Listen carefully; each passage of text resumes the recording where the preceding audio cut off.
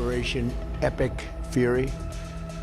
Today, the United States military continues to carry out large-scale combat operations in Iran to eliminate the grave threats posed to America by this terrible terrorist regime. Afghani and Pakistani Shiite fighters to Syria. Iran did all this to prop up Assad's brutal regime. Iran also shipped tons of weapons and ammunitions to the Houthi rebels in Yemen, including another shipment just 2 days ago. El 28 de febrero de 2026, algo cambió en el Medio Oriente. Misiles estadounidenses e israelíes cruzaron el cielo de Irán en las primeras horas de la mañana. Washington lo llamó Operación Epic Fury. Tel Aviv lo llamó Operación Roaring Legion, el león rugiente. En al menos 9 ciudades iraníes, explosiones simultáneas sacudieron instalaciones militares, complejos nucleares y centros de poder. Pero esto no fue el comienzo de una historia. Fue el punto de quiebre de décadas de tensión acumulada. De revoluciones, de sanciones, de protestas ahogadas en sangre, y de un pueblo, 87 millones de personas, atrapado entre dos fuegos. Esto es Irán en llamas. Y para entender cómo el mundo llegó hasta aquí, necesitamos regresar al principio. Por más de 2500 años, esta tierra fue el corazón de uno de los imperios más grandes del mundo. Persia no era solo un país, era una civilización completa. Ciencias, matemáticas, poesía, arquitectura. La cultura persa viajó por la ruta de la seda y tocó el mundo entero. Filósofos griegos estudiaron sus textos. Comerciantes árabes aprendieron de sus mercados. El nombre de Irán viene del persa antiguo, tierra de los arios. Orgullo milenario grabado en piedra. Durante siglos, ser persa fue sinónimo de cultura, de refinamiento, de poder. Esa memoria histórica vive en el pueblo iraní hasta hoy. Y explica en parte por qué las humillaciones externas duelen tan profundamente. Pero el siglo XX traería cambios que sacudirían esa identidad hasta sus raíces. En el siglo XX, Irán fue gobernado por el Shah, un rey aliado de los Estados Unidos y de Occidente. Bajo su reinado llegó la modernización, universidades, industria, infraestructura, pero también llegó la represión. Su policía secreta, la Savak, torturó a miles de disidentes según documentos desclasificados y testimonios de la época. Las libertades eran para los leales al trono. Para los demás, había cárceles y silencio. La riqueza del petróleo enriquecía a unos pocos mientras la mayoría vivía en la pobreza.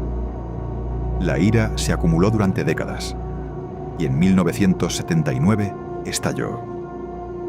En 1979, el pueblo iraní se rebeló.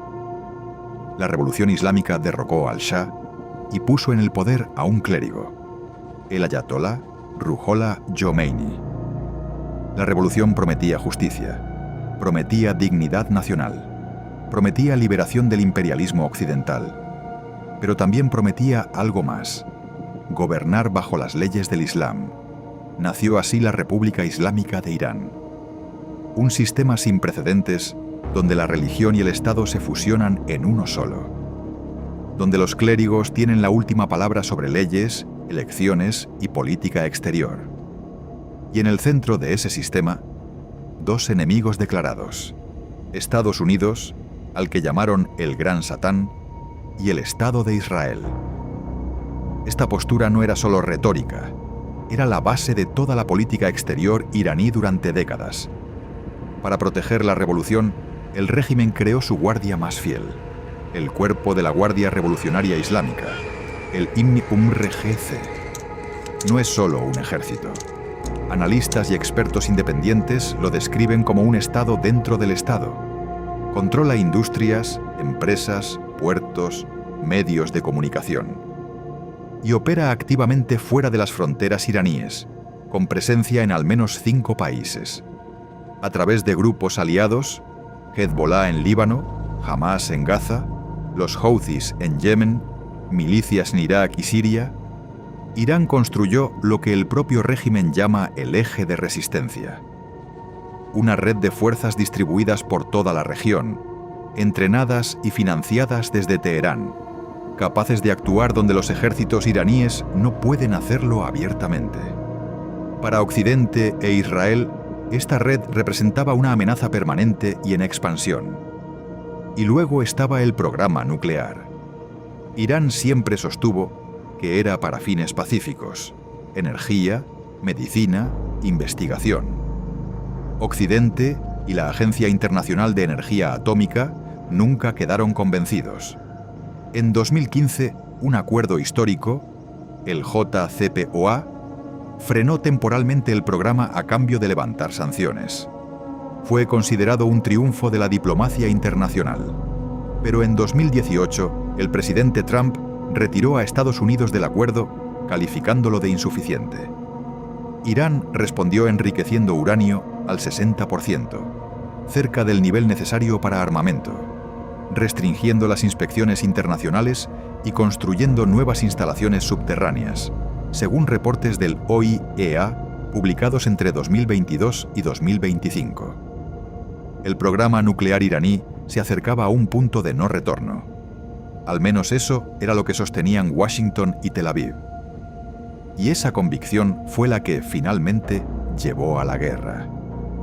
Todo comenzó a acelerarse en diciembre de 2025. El rial iraní se derrumbó a niveles históricos. La inflación golpeó con fuerza a las familias más vulnerables. Los precios de los alimentos básicos se duplicaron en meses. El desempleo entre los jóvenes alcanzó niveles críticos. Cuando la desesperación llegó al límite, el pueblo de Irán salió a las calles. Según grupos de derechos humanos, fue el movimiento de protesta más grande desde la Revolución de 1979. Más de 100 ciudades, millones de personas exigiendo cambio. La respuesta del régimen fue violenta. Organizaciones internacionales de derechos humanos reportaron más de 6.000 manifestantes asesinados, aunque el gobierno iraní rechazó esas cifras y las calificó de fabricadas por enemigos del país. Decenas de miles fueron arrestados. Estudiantes, trabajadores, periodistas.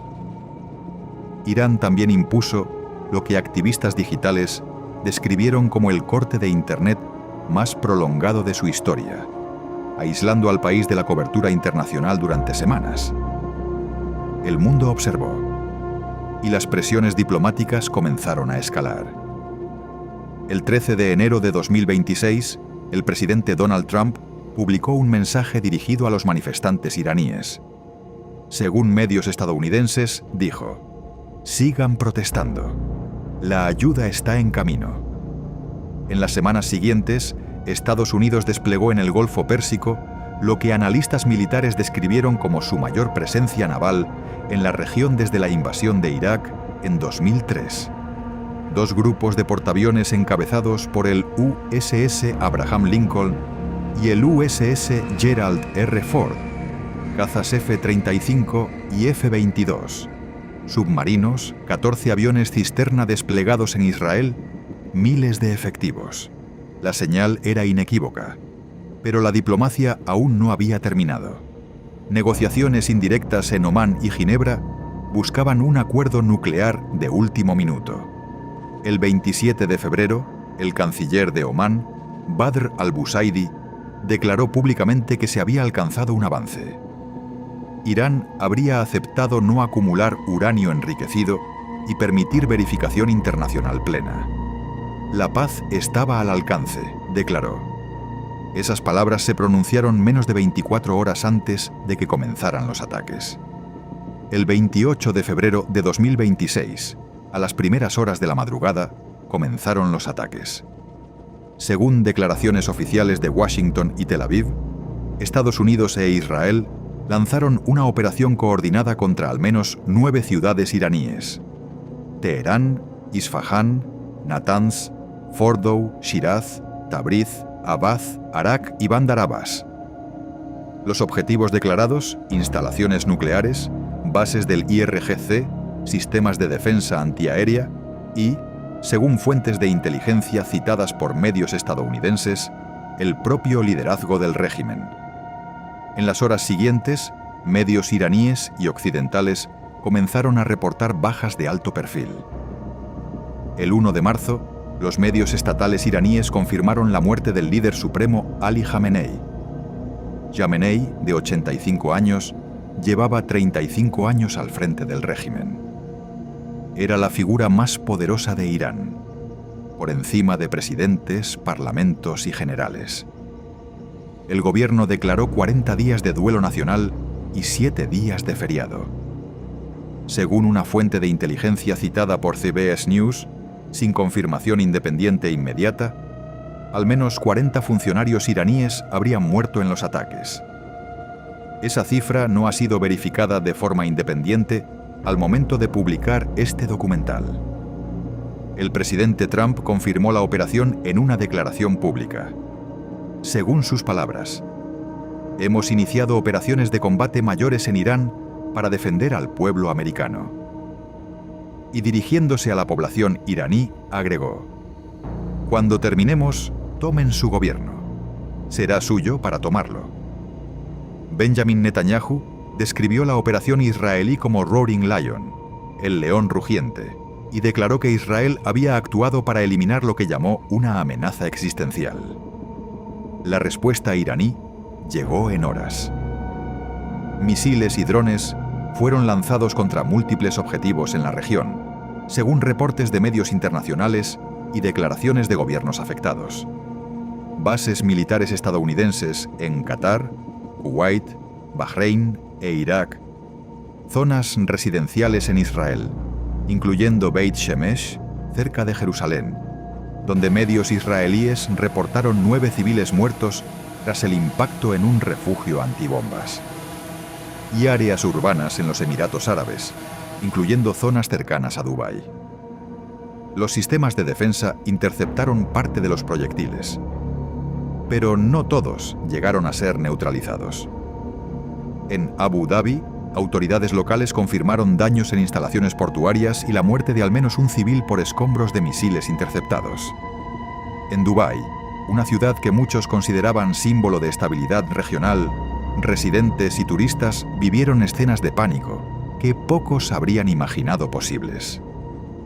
El 2 de marzo, Hezbollah lanzó misiles hacia Israel desde el sur del Líbano, reabriendo un frente que había estado contenido desde el alto el fuego de 2024. Israel respondió con ataques aéreos en territorio libanés. Lo que comenzó como una operación quirúrgica se expandía hacia un conflicto regional más amplio. En las calles de Teherán, la incertidumbre es doble: el miedo a los ataques externos y el recuerdo muy reciente de una represión que vino desde adentro. Hace apenas semanas, muchos de estos mismos ciudadanos protestaban contra el régimen. Fueron silenciados con balas. Ahora viven bajo bombas. Entre el régimen que los oprimía y la guerra que los rodea, millones de iraníes comunes no eligieron ninguno de los dos. Los hospitales iraníes enfrentaban una crisis preexistente.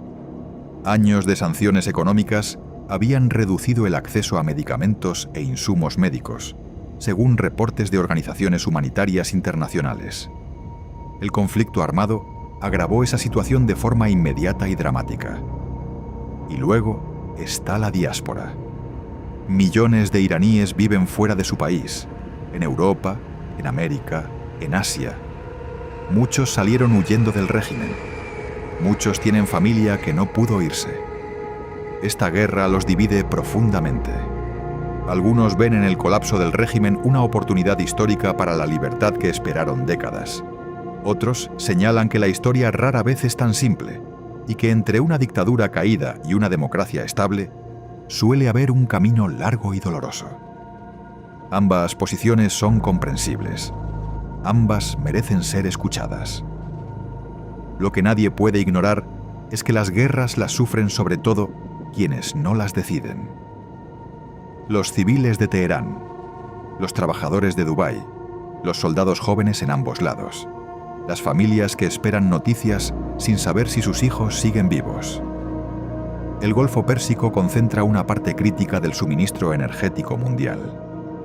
Según la Agencia Internacional de Energía, cerca del 20% del petróleo global transita por el Estrecho de Hormuz, un corredor de apenas 50 kilómetros de ancho, controlado en parte por Irán. Cuando el conflicto estalló, los precios del crudo subieron de forma inmediata en los mercados internacionales. Las consecuencias económicas se sintieron en Europa, Asia y América Latina en cuestión de horas. Para millones de personas que no tienen nada que ver con esta guerra, la factura llegó igual. Arabia Saudita y los Emiratos Árabes quedaron en una posición incómoda. Habían pedido públicamente a Washington que no atacara a Irán, pero también fueron blanco de los misiles iraníes. En el Golfo, nadie quedó al margen. Las reacciones internacionales reflejaron un mundo profundamente dividido. Francia, el Reino Unido y Alemania condenaron los ataques iraníes sobre civiles del Golfo, pero en un comunicado conjunto también expresaron preocupación por la unilateralidad de la operación militar.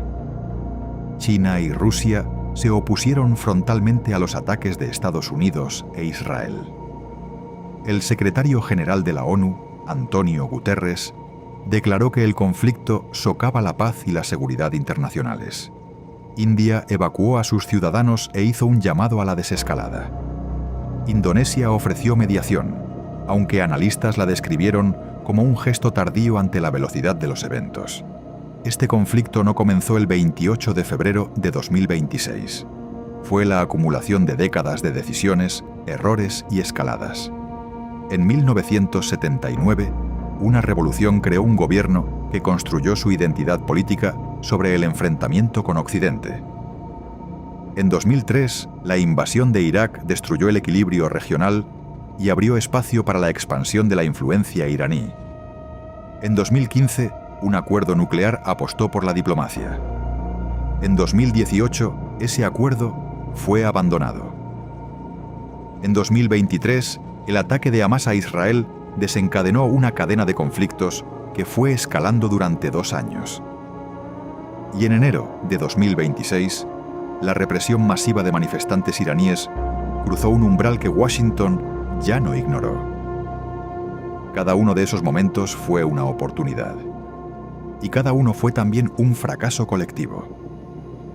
No hay un solo culpable en esta historia. Hay décadas de decisiones cortas de mira, de arrogancias mutuas, de líneas rojas cruzadas y de diplomacias abandonadas demasiado pronto. La historia del conflicto entre Irán y Occidente es también la historia de lo que pudo haber sido diferente. Y no lo fue.